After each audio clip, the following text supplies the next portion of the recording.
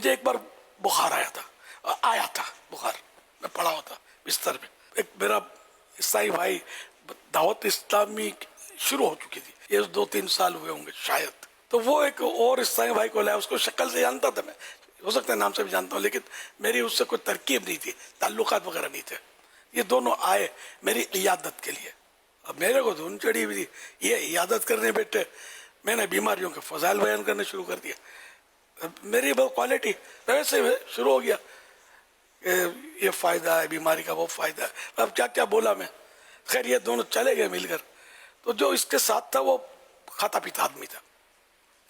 میرے دوست نے جو تھے عیسائی بھائی، انہوں نے بتایا کہ یہ آپ کی باتوں سے بڑا حیران ہوا کہ یار ہم کوئی پھڑیا ہوتی ہے تو ہم گلے شکوے کا جال بچھا دیتے ہیں.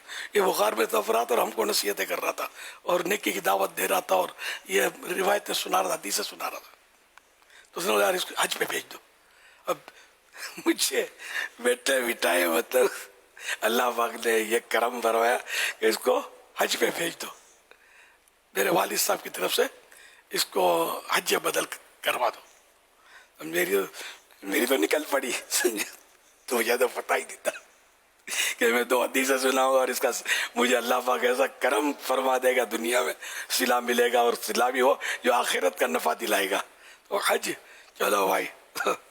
ایک کنگال آدمی حج پہ چل پڑا. میرے پاس کیا تصور کہ میں اپنے پیسوں سے بھی حج کروں. تو میں مطلب حج پہ نکل گیا. الحمدللہ حج کی سعادت حاصل کی.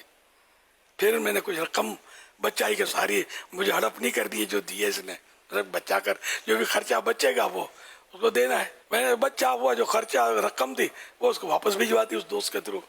یہ اور امپریشن اس پر پڑا.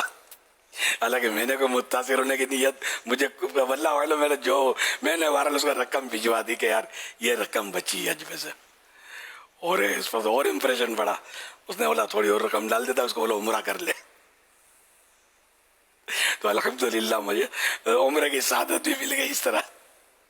تو یہ صبر کا فائدہ، بڑبڑ نہ کرنے کا فائدہ، گلے شکوے نہ کرنے کا فائدہ، بے صبری کا مظاہرہ نہ کرنے کا فائدہ اور نیکی کی دعوت دینے کا فائدہ، یہ جو میں نے اپنی آنکھوں سے دیکھا، یہ ایک بہت پیاری حکایت بن گئی، ایک واقعہ بن گیا.